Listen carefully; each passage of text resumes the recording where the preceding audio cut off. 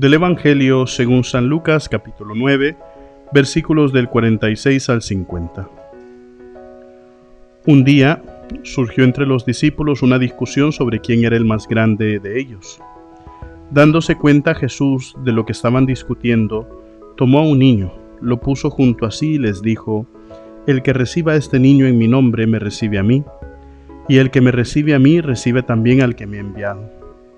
En realidad, el más pequeño entre todos ustedes, ese es el más grande.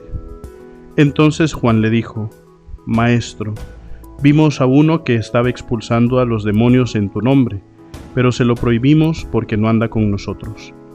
Pero Jesús respondió: No se lo prohíban, pues el que no está contra ustedes está en favor de ustedes.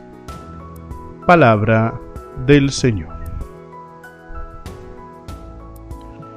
Queridos hermanos, el día de hoy acabamos de escuchar en el Evangelio este episodio nos cuenta dos cosas. La primera que nos cuenta es la discusión que tienen los discípulos sobre quién es el primero entre ellos, y la segunda es la prohibición que los discípulos hacían a una persona por estar expulsando a los demonios en nombre de Jesús.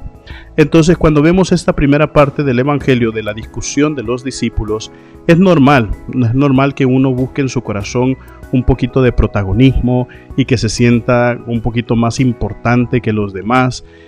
¿Quién no se alegra, por ejemplo, cuando en el trabajo le dan una promoción o un ascenso, ¿verdad? Entonces, claro, es por una distinción que hace frente a los demás trabajadores, y entonces es normal que en el corazón uno sienta ese deseo del protagonismo, ese deseo de superarse en cualquier camino, y Jesús les da la respuesta.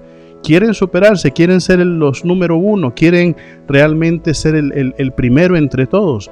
Bueno, háganse como este niño, háganse pequeños, ¿no? Entonces no es la respuesta que uno generalmente espera para ser ascendido, para ser el número uno, el primero, ¿verdad? Uno espera que sea el más fuerte, que sea el más hábil, que sea el más inteligente, que sea el más capaz, pero no, Jesús nos enseña que es el que tiene que ser el más pequeño. Y fíjense que meditando un poquito este evangelio, lo que se me viene a la cabeza es cómo Dios escogió al rey David, ¿no? El profeta fue a la casa de Jesé y empezó, porque Dios le había guiado que fuera ahí, empezó a ver a los hijos de Jesé.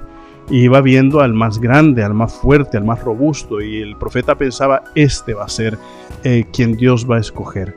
Pero no, al final Dios escogió al más chiquito, al que tenía buen aspecto, al más delicadito.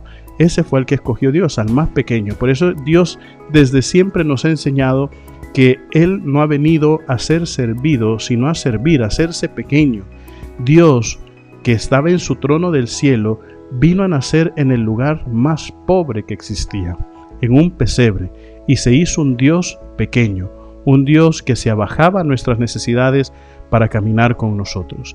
Entonces, claro, si nosotros queremos ir sobresaliendo en nuestro cristianismo, por así decirlo, entonces lo que tenemos que hacer es irnos haciendo los más pequeños que hay que hacer.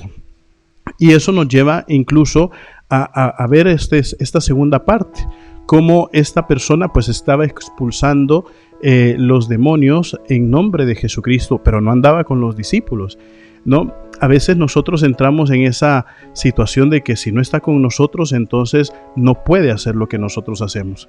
Claro que no.